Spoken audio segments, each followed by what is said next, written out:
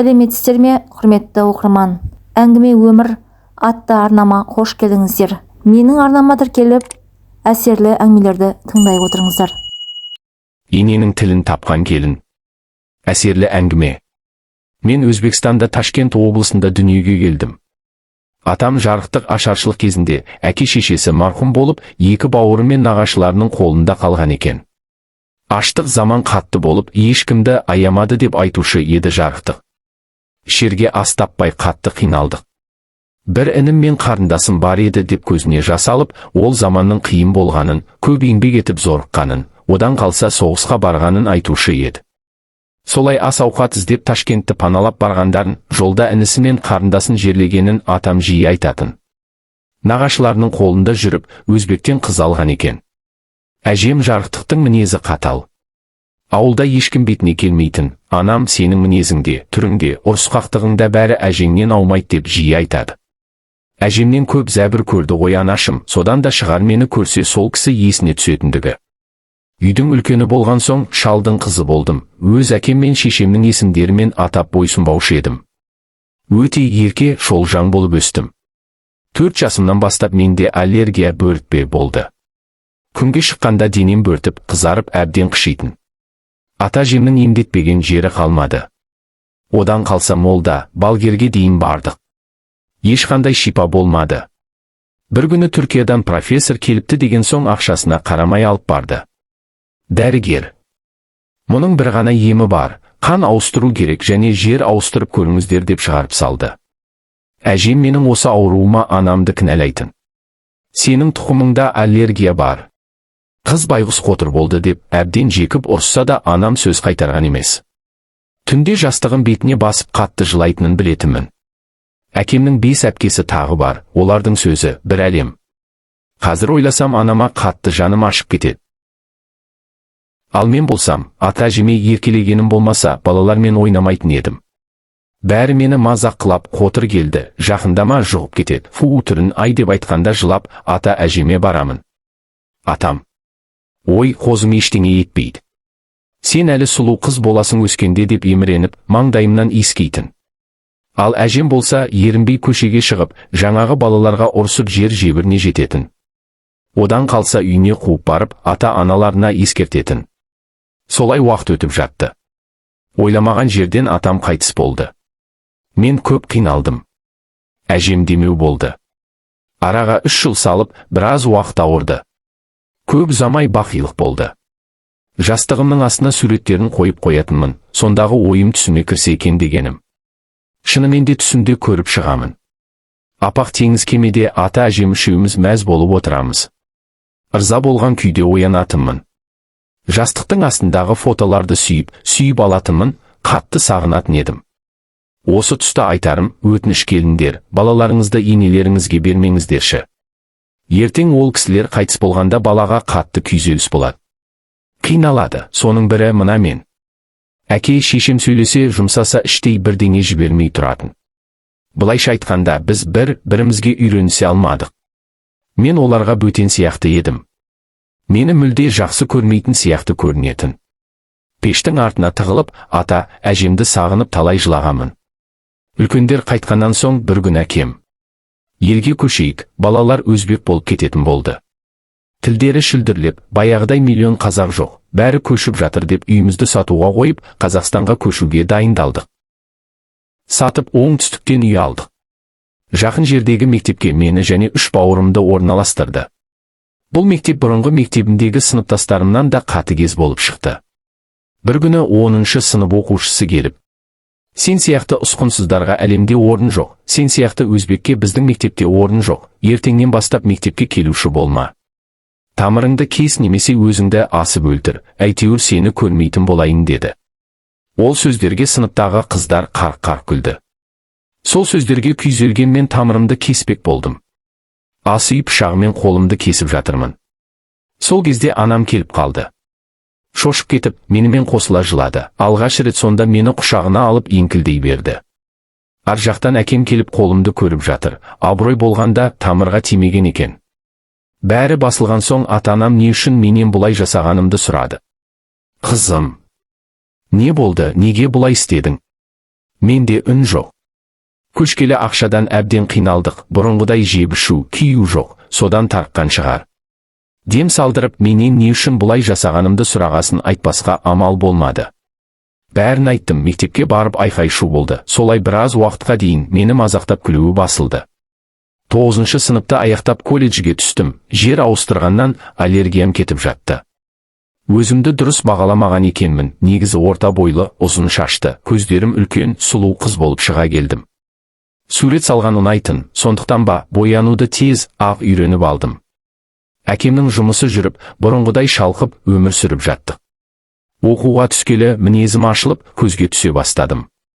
Бала кезден әдеби кітаптарды жиі оқитынмын. Соның көмегі көп тиді. Жиі ұжымдық жұмыстарға қатысып оқуды бітірдім. Бірақ ешқандай жігітпен жүрмедім, қорыққаным шығар. Ол кезде сүйіскеннен де 2 қабат болып қалады деп ойлаушы едім. Диплом алған соң университетке сыртқы бөлімге тапсырып, ауылға келдім. Жастайымнан тамақ жасағанды ұнайтын, түрлі тәттілер жасап жақындарымды жиі қуантушы едім. Ауылға келген соң ата-анаммен ара қатынасымыз дұрыс болмады.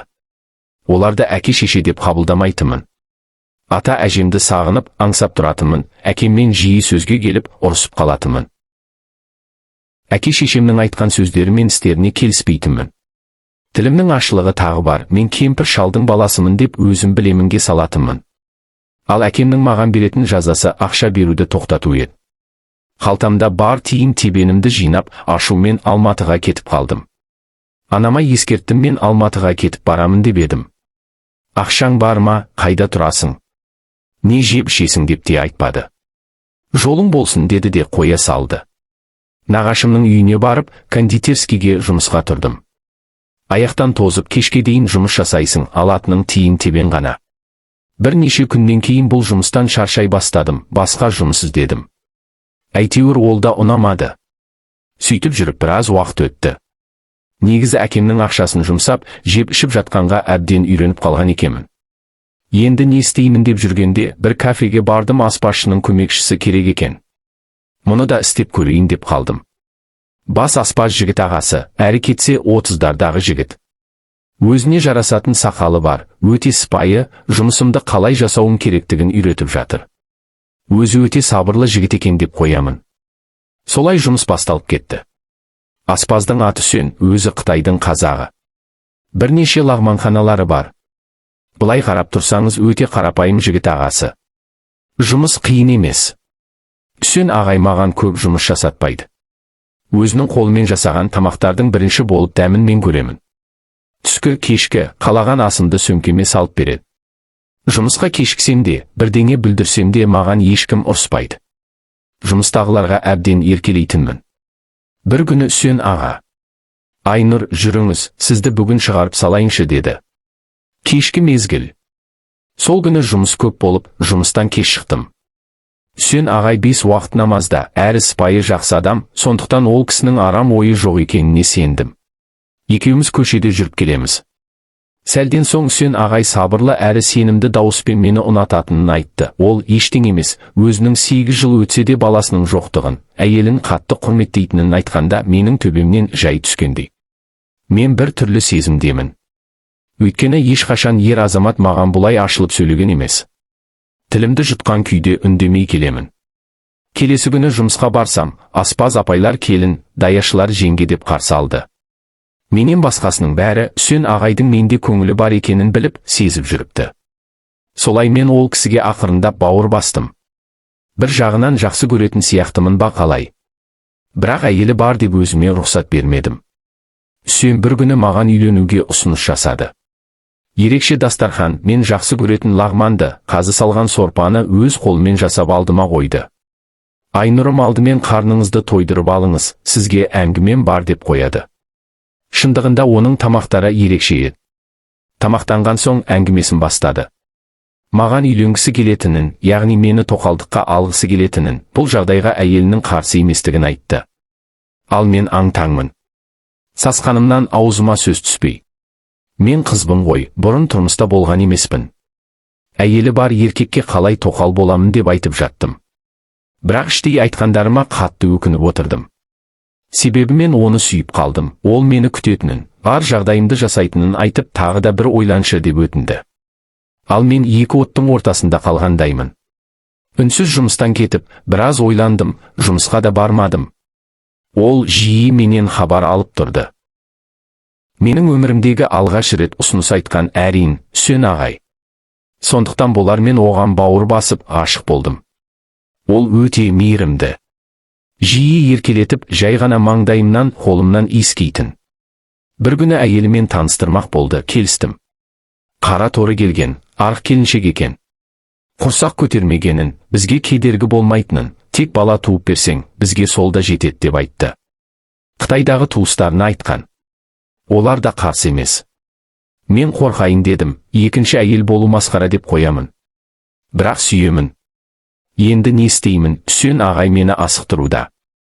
Ата-анаңа айт, ұзатып аламын деп қояды. Көп ойланып, әкеме айтамын деп шештім. Хабарласып едім, үндемей тыңдады да, ауылға кел, көреміз деді. Үсен мені шығарып салып, мәз болып қалды. Ауылға келсем, анам әбден таяқтың астына алды, әкем. Не масқара сонша жиған абыройымды төктің деп қатты ренжіді. Тоқал болу не деген сұмдық деп қатты ұрысты. Мен оны жақсы көрем дегеніме қарамай телефонымды тартып алып үйге қамап қойды. Небір молдаларға оқытты, анамның ойынша мені дуалап алған. Бірақ Үсенді ұмытпадым, бір күні телефон тауып хабарластым, бар жағдайды жылап айттым. Ол болса мені уайымдағанын, сағынғанын айтты. Екеуміз келісіп, мені белгіленген күні алып қашатын болды. Үйден тығылып қашып та шықтым. Ол мені құшақтап, иіскеп Алматыға алып қашты. Мені үйде жоқ екенімді білген әкем артымнан қуып Алматыға келіпті. Бар таныс тамырларын салып жүріп мені тауып алып, жылағаныма да қарамай алып кетті. Үсен қанша әкеме жалынса да мені қалдырмай ауыр-ауыр сөздерді айтып алып кетті. Тағы да үйге қамап қойды, таңнан кешке дейін жылаймын, жұрттың бәрі мені өсектеп жүр. Елдің аузында мен бәленшенің қызы, бір бай шалдың қатыны болған жерден ұстап алып келіпті деген өсектер айтылды. Үсен әкеме хабарласып өтінуін қоймады, бізге бәрі бір рұқсатын бермесін білді ме, маған бар жақсылықты тілеп қоштасты да, енді мазаламайтынын айтты. Ал мен жылаған күйі қала бердім. Арада 2-3 ай өтті, бәрі ұмытылып, қалаға барып, квартира іздедім. Оқуымды реттеуім керек болды. Жарнамадан таптым, 3 қыз екен, қастарына қыз алмақшы. Ақшасын беріп, қыздармен тұрып жаттым. Бірде майда шүйде заттарым, келесі күні ақшам ұрланды, мен айқай шу шығарып, Дана деген қызбен төбелесуге дейін барып, быт-шытын шығарып ұрдым. Бар ыза іште жиналып қалғаннан ба айқайлап, ұрып бар ашуымды сол қыздан алдым. Дана ақыра алғанын мойындап, заттарымды жинап кетіп қалдым. Үйге келіп тек жатамын. Менің үйде жатқаным анама ұнамай, әкем де жақтырмай. Сенбі күні саған бір жігіт келеді, адамша сөйлес. Сағының жиені жақсы жігіт. Сөздерің жараса, ұзатамыз деп қойып қалды, анам да жағаласып. Түріңді ретте, дұрыс көйлегіңді ки, жігіт келе жатыр жеңгесімен, әкіреңдемей адамша сөйлес. Сені жастық қыламын ба, не оқып, не жұмыс жасап қатырмадың? Жасым болса 20-да, абыройдан айырмай тұрғанда иеңе тапсырайын деді. Ата-анамның мына сөздері жүрегімді жараласа да, ештеңе істей алмадым. Сенбі. Түскі уақыт үйдегілер айтқан жігіт жеңгесімен келді. Ой, сұлу қызыңыз бар екен ғой, жастар оңаша сөйлессін. Бір-біріне ұнаса ар жағы той деп қулана күлді. Жігіт ұзын бойлы, ірі денелі қара торы екен. Көп сөйлемеді, жүзіме көзін алмай қарап отырды да. Ертең қалада жолықсақ қалай қарайсыз деді. Қабағым қатулы, мен көрерміз деп бөлмеге кіріп кеттім. Әке-шешем ауыздарын толтырып жігітті жақтап жатты. Әке-шешем күштеп кездесуге жіберді. Ертесіне уәделескен уақытта қалада кездестік. Жақсы бір ресторанға алып барды. Аз сөйлейтін сабырлы жігіт екен. Тамақтанып болып жүріп қайтайық деді. Жолдан шар мен гүл алып, маған тұрмысқа шығасың ба деп күліп тұр. Ашуым келген мен. Сені бірінші рет көріп тұрмын. Қуасың ба, мен таза жындымын, ашулансам өзіме жауап бермеймін дедім, осылай айтсам менен безіп кетер деген ниетпен айттым. Ал ол болса жай ғана құшақтап қандай болсаң да жақсы көрем дейді. Мен Үсенмен болған бар жағдайды айтқан едім. Ол ештеңе етпейді, ұмытасың, ұмыттырамын, сені бақытты қыламын деп ізімнен қалмады. Әлгі жігіттің есімі Мақсат. Мен ол жігіттің бетін қайтарып, олай болмайтынын айтып, үйіме қайттым. Келген соң ұнамағанын айтып едім. Әкем қап, өте жақсы бала еді. Бекер қылдың деп ренжіді. Бір қалыпты өмірім өтіп жатты. Ешқайда шықпаймын, тек ішіп жеп ұйықтаймын. Бір күні үйге екі әйел келді. Мені көріп, айналып толғанып сүйіп жатыр. Анам құрақ ұшып, шай тамақ дайындап жүр. Сөйтсем өткендегі мақтаған, әкеме ұнаған Мақсаттың анасы мен жеңгесі екен. Маған құда түсіп келіпті. Балам осы қыздан басқасын алмаймын деп келгендеріне ашуым келді. Өзі қарадан келген 60-тардағы әйел. Әкем болса қуанып, балалар бір-бірін тағы бір көрсін ұнатып жатса, қолдан ұзатып беремін. Алғашқы қуанышым деп қояды. Маған бар ақылын айтқан анам тағы да кездесуге күшпен шығарды. Қолында гүлі бар, жымиып мені күтіп тұр екен. Бұл жолы да қалай бар солай айттым. Ол болса ештеңе етпейді, мен ұмыттырамын, мен сені сүйемін, көресің бәрі жақсы болады деп, менің көңілімді табуға тырысып жүр. Сәлден соң қоштасып үйге келдім, тағы да ұнамайды деп айта бергенім сол еді. Әке шешем бізге ұнады. Болды, осы жігітке тұрмысқа шығасың деп шегелеп айтты. Тәтті шай жасап ұзату тойды. Құдалықты белгілеп екі жақ келісті. Ішім алай-дүлей, қатты қиналдым. Мақсатпен телефон арқылы сөйлесіп тұрдық. Жиі хабарласатын, әр звондағанда жақсы көрмейтінімді айтатынмын. Ол жай ғана күліп, бәрібір де бас тартпады. Той жақындаған сайын анама жалындым. Мені бақытсыз қылмаңыздаршы деп жыласам да бекер болды. Менен құтылғанша асыққан анам. Танитындардан сұрастырдық, өте жақсы жер, бақытты боласың деп қояды. Құдды сол кісілердің жеңгелері секілді, ал мен әдеттегідей көз жасыма ерік беріп, әрбір түнімді жылаумен өткізіп жүрдім. Той мені ұзатқалы жатыр. Сол күні әлемдегі ең көңілсіз қалыңдық мен шығар. Әкем дүркіретіп ұзату тойымды жасап шығарып салды. Ешқандай жылау, қимастық деген болмады. Мақсат ауылында тұрады. Үйлері өте кішкентай, 3 бөлмелі времянка екен. Өзінен бөлік 5 қарындасы бар. Бір қызығы дүние дөңгелек деген рас екен. Көліктен түсіп, басыма үлкендер ақ жаулық жауып жатты. Отқа май тамызып үйге кірдім. Кірсем баяғы төбелескен Дана менің туған қайын сіңілім болып шыға келді. Аларып, ызаланып маған қарап тұр. Бірақ ештеңе демеді. Ұзатып келген жеңгелерімді күтіп жатты. Мен айналама қарап аң-таңмын. Мақсаттың үйі өте лас, және мынадай кішкентай үйде қалай тұрамын. Мен хан сарайдай үлкен үйде, еш таршылық көрмей өстім ғой деп ішім өртеніп жатты. Келесі күні беташар болып неке қиылды. Үйілген ыдыс аяқпен сасыған үйде өзім ғана қалдым. Енем түтіп кеткен. Маған жек көретін адамдай ызаланып қарайды. Түсіндім, Дана бәрін айтқан екен. Ал Мақсат өміріне риза, сені бақытты қыламын қайта айтып қояды. Енем беташардан соң бізге не төсек салып бермеді, не жылы қабақ танытпады. Мен пәк болып, сол босағаны аттадым. Мақсат мектепте тарихтан мұғалім, ата енем зейнеттегі кісілер, ал қыздардың бірі ажырасқан, қалғандары тұрмыс құрмаған. Осылай уақыт өтіп жатты. Мені енем жек көретіні қатты білініп тұратын. Ұлын жиі қызғанып, болатынға да болмасқа да ұрыс шығаратын болды. Мақсат еш қайсымызды жақтамайтын. Алланың құдіреті бара салып құрсақ көтердім, оған қуанған ешкім жоқ. Оны білгенде өзімде өкіріп жыладым. Маған бала керек береді.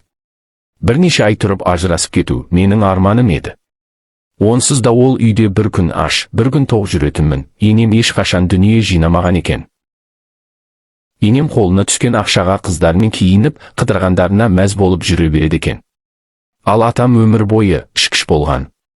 Қартайып денсаулығы жарамаған соң арағын қойған. Ол кісінің түк абыройы жоқ, өйткені енем 40 жылдан бері асырап өзі баққан. Енем Мақсатты қасыма жатқызбайтын, сорлы байым шешесінің айтқанын шықпайтын, мамасының баласы болды. Әке шешеме бұл жайлы жақ ашып айтпадым. Оларды жақтап, мені қорғамайтыны белгілі. Қылышын сүйретіп қыс келді. Енем қабағын шытып, көмір жоқ, сен ана үйге жат, енді салынып жатқан пеші жоқ, қайдан көрдің ата енесімен бір бөлмеде жатқан келінді деп сөйлей жөнелді. Қалай жатамын, ол жақсы. Жүктімін, ауырып қаламын деп едім. Енем ашулана. Ит пен құстан тапқан балаңды маған айтпа. Сен қаншық 2 қабат болған соң менің баламды дуалап 2 көріп тие салдың. Шүлдірлеген сарт демесі бар ма? Ондайды алғаш естігенмен не істерімді білмей тұрған жерімде қатып тұрмын. Мақсат, мына шешең не айтып тұр? Бұл сенің балаң ғой, арым таза болып келдім. Алла куә деп көзім жасаурап, одан пана күттім. Мені жақтаса екен дедім. Бірақ ол олай жасамады. Қазір қыздықты тігіп те береді екен. Солай жасаған шығарсың дейді. Оның мына сөзіне қатты заланып, жата қалып еңіреп жылай бердім. Келесі күні анама звондап, енем ұрысты деп шет жағасын айтсам, ештеңе етпейді. Менде талай қорлық көріп, енді өз алдымызға отан болып отырмыз. Маған екінші рет, үй ішіңді жамандаушы болма деп телефонды қоя салды. Құдды мен жетім бала сияқтымын. Не күйеуімнен, не анамнан жылулық таппай, қанаты қайырлаған панасыз құс секілдімін. Түнімен үсіп пеші жоқ қара батпақты үйде жалғыз өзім жылап жатырмын. Күйеуім болса шешесінің қасында жылы жерде қор етіп еш уайымсыз ұйықтап жатыр. Кейде шешесін ұйықтатып қасыма келеді, жақсы көріп тұрғанмен жоқ, өзіне суық екенімді біледі де қайта кетеді. Бір күні бүйрегім ауырып төркініме бардым. Емханаға барып ем алдым. Бірақ ешқандай әсері болмай әкем. Ташкентке барып емделіп көрсеңші, ақшаны мен беремін деді.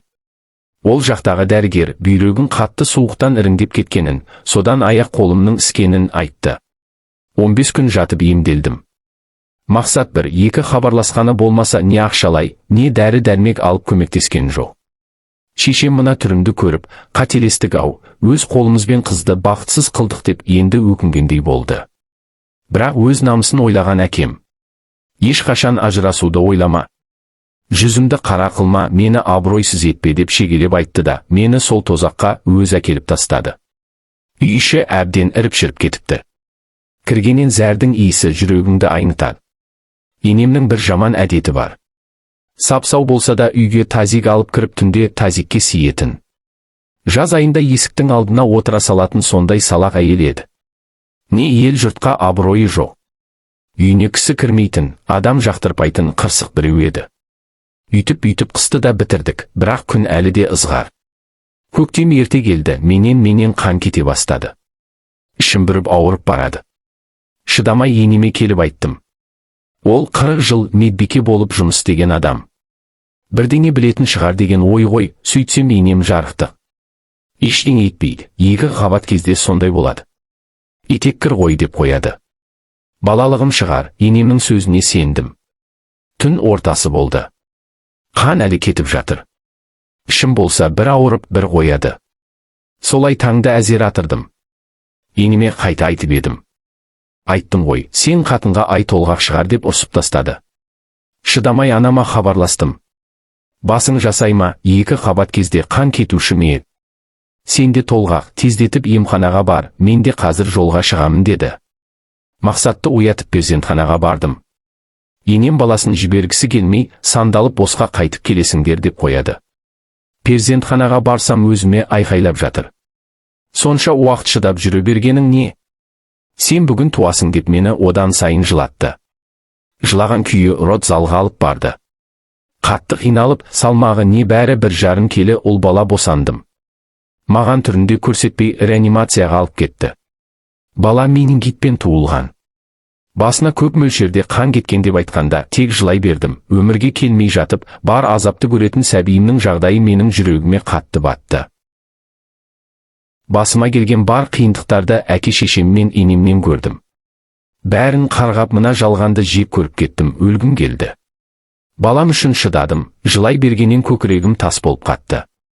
Оған қарауға шамам болмады. Реанимацияға 1 күннен соң барып көзіммен ұлымды іздедім. Денесінде толған аппараттар, көзі ашылмаған сәби ұйықтап жатты. Дәрігермен сөйлесіп едім. Мен ештеңе айта алмаймын. Сабыр қылыңыз, үмітсіз шайтан деп шығарып салды. Палатаға келсем 4 келіншек 4 баласын еміреніп емізіп отыр. Менің ұлым өлім мен өмір арасында қиналып жатыр. Алламай, маған осындай бақытты көп көрдің бе деп тек еңіреп жылай бердім. Мұны байқаған дәрігерлер жалғыз өзімді басқа палатаға жатқызып кетті. Солай нағыз тозақ басталды. Артымнан не енем, не мақсат іздеп келмеді. Арада 1 ай уақыт өтті. Тек ата-анам демеу болып жүрді, өз кінәларының өтеуі болар. Бір ай уақыт өтсе де, баламда еш өзгеріс болмай, мен үмітімді үзе бастадым. Жылауды да қойдым. Есі ауған адамша теңселіп жүремде қоямын.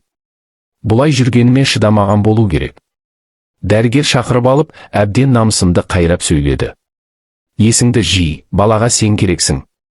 Саған бала керек пе? Жан жағыңды кінәлағаныңды қой деп біраз ұрысты. Сол күні жұма, 7 нанымды алып, садақамды алып мешітке бардым. Имамға ұлымның аты жөнін айтып дұға жасауын, және жамағаттан да дұғаларына қосуын өтіндім. Мүмкін 100 немесе 1000 адамның дұғасы қабыл болмас, бірақ бір пенденің менің ұлыма жасаған дұғасы қабыл болып, балам жазылып кетер деген үмітім бар еді. Алланың қалауымен, Раббымның ұлықтығында шек жоқ екен, келесі күні баламды реанимациядан шығарып қасыма берді. Сол күні әлемде менен асқан бақытты жан жоқ. Қуаныштан көз жасым тиылар емес. Ем алып дәрігердің бақылауында бас-аяғы 70 күн жаттық. Оңай болған жоқ. 2 айдан асқан соң үйге шықтым. Бала адам болыпты дегенді естіген атаммен мақсат кешірім сұрап қайта келді. Ұят болады, баланы әкесіз өсірме деп әке шешем тағы да ертіп жіберді. Көз жасым көл болып қайта бардым. Қуанған ене жоқ, өзім шомылдырып, өзім қарадым. Сол кезде баланың салмағы небәрі 2500 грамм еді. Қалай қорықпағанмын деп таңғаламын. Мұнымен сынақ бітпеді.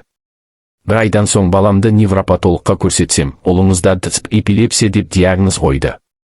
Тағы жылау, тағы шарасыздық, енді не істеймін деп есіңгіредім, сөйтіп әбден сандалдым.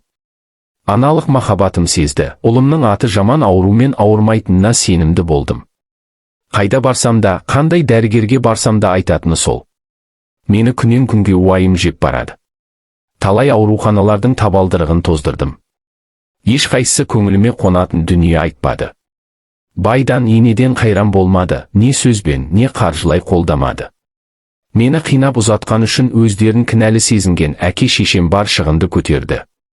Ақылдаса келе Америкада оқыған білікті невропатологқа көрсетуді жөн-кердік. Ол кезде ұлым 8 айлық, не аунамайды, не еңбектемейді. Ұзақ күтіп сол дәрігерге бардық. Үмітіміз ақталды, бізде ешқандай эпилепсия жоқ екен. Шүкір, аналық сезімім алдамаған екен. Тек бала шала туған үшін оның миы ұйықтап жатыр. Тек қана қарнының ашқан кезінде ғана ми сигнал береді. Сіздің ұлға тек точкалық массаж керек дегенде қуаныштан өксіп жылап жібердім. Ұлымды емдетіп, массаждың 5-ші күні-ақ өз нәтижесін берді. Балапаным аунап бастады. Бір жасы 3 айында жүгіріп кетті. Балам жазылып жүрегім жарылардай мәз болып жүргенде, күйеуім басқа қатынмен көңіл көтеріп жүріпті. Ажырасқан бір қызы бар, сары келіншек. Мен бейбақ ұлыммен алысып жүргенде, оның жын ойнақ жасағаны жүрегіме батты. Айқайда шығармадым, жай ғана не үшін бұлай жасағанның себебін сұрадым. Басында мойындамай қыстап қоймаған соң. Сен маған қашан көңіл бөлдің? Түріңді қарашы. Сен менімен қашан жаттың? Есіңде ма деп ұялмастан айтып тұр. Айнаға барып қарасам, шашыма кәдімгідей ақ түсіпті. Көзімнің айналасының бәрі майда әжім, бүкірейіп түрім сұрланып кетіпті. Баяғы кірпік жабыстырып көзін үлкейту үшін линза тағатын, бұрымы белден келетін ақ құба қыздан түкте жоқ. Құдайдың маған берген сынағы аз емес. Жетер енді, шыдамым таусылып ажырасуға бел будым. Анама хабарласып бәрін айттым, келіп алып кетті. Енем екеуі ұялмастан бар кінәні маған артып қала берді. Сонда түсіндім, бұларға жақсы келін болсаң да жақпайды екенмін. Тек киім кешегімді жинап төркініме қайттым. Қайтқан қыз кімге жағушы еді?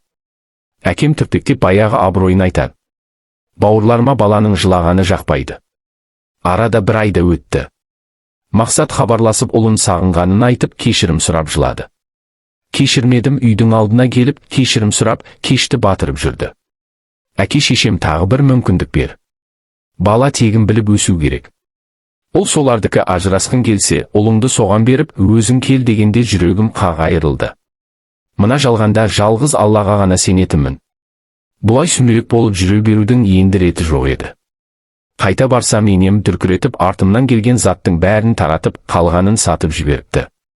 Қатты ашуландым, енеме барып аузыма келгенді айтып, әдесем деп тұрып алдым. Бүлінгенем бүлдіргі алма деген сол дүниенің бәрі саған және қыздарыңа садақа деп отыра бердім. Сәлем салуды қойдым. Қалағанша ұйықтап, қалаған асымды жеп, қаламасам ештеңе жасамай жата беретін болдым. Баяғыдай құрдай жорғалау жоқ, бұл енеме жақпады. Баласына күнде мені айдап салатын болды. Бір күні сонда ерегістің соңы менің таяқ жеумен басталды. Енем ұлына мені ұрғызып мәз болып күліп тұр. Сонда енемді шыңғарғадым. Құдай сені маған зар қылсын. Менің қолыма қарап қал, өз бала шағаң сенен безіп кетсін дедім. Таяғымды жеп болған соң енеме барып, мәзсіз ба, ризасыз ба десем күліп отыр. Мынаны ұмытпаңыз, ұлыңыз қанша ұрса да, қыздарыңыз күнде қарғап, боқтап мазамды алса да, мен бұл үйден кетпеймін. Балаңыздан ажыраспаймын. Көресіз әлі, балаңыз менің қабағыма қарап өмір сүретін болады. Әжем жарықтық балам кісі ақысына кірме, кісі көңіліне келме, біреуге қиянат жасасаң, бұрын 40 жылда келсе, қазір 40 күнде келеді деуші еді. Сізге де бір тоқтау бар шығар деп кетіп қалдым. Сол күндерден соң ес жиып, ел қатарлы боянып, өзіме көп көңіл бөліп, саудамен айналыса бастадым. Күйеуіме бар тәтті тамағым мен тәтті сөзімді арнадым. Ол өзгерді. Еркек бала сияқты болады деген рас екен. Қателігін түсініп, обалына не керек атамда, күйеуімде балажан болды. Құлынымның күнде тәтті қылығы шығып, біздің бақытымызға айналды. Баламды енем қолына алып еміренбеді, жақсы көрмеді. Оны менде керек етпедім. Бірде күйеуіммен атам қала сыртына тойға кетті, енем қайынсіңілдерімен үйде қалдық. Енеме, бала ұйықтап жатыр, қарап қойыңыз, мен шашымды бояп, жуынып алайын дедім. Ол үндемеді. Бір кезде баланың шыңғырған дауысынан шала жуынып шықтым, қарасам бала ұнап, қатты жылап жатыр. Оған қарайтын ешкім жоқ, қайынсіңілдерім телефон шұқылап отыр. Енем өтірік ұйықтап жатыр. Ызам келіп, ыбырсып жатсыңдар ғой, мына балаға ай тұрсаңдар қайтет десем, баяғы Дана деген қайынсіңілім. Көшеден тапқан балаңа қарауға міндеттіміз бе дейді. Ашуға мінген мен. Сен өзіңе қарап алшы. Қайдан тапсам да әкесі бар. Ал сен көрінгенмен гостиницада жүрсің. Етегінде неше түрлі ит еркек деп едім. Ұлымның басына қатты бір затты лақтырып қалмасы бар ма? Ұшып тұрып ал тепкіледім. Енем қанша ажыратуға тырысса да бір уыс шашы қолымда, басын ұстап болға ұрып жатырмын. Әрең дегенде ажыратып алып, мені түнгі 12-де де баламен күздің суығында қуып шықты. Мақсатқа звондасам өшірулі. Інімді шақырып төркініме кеттім.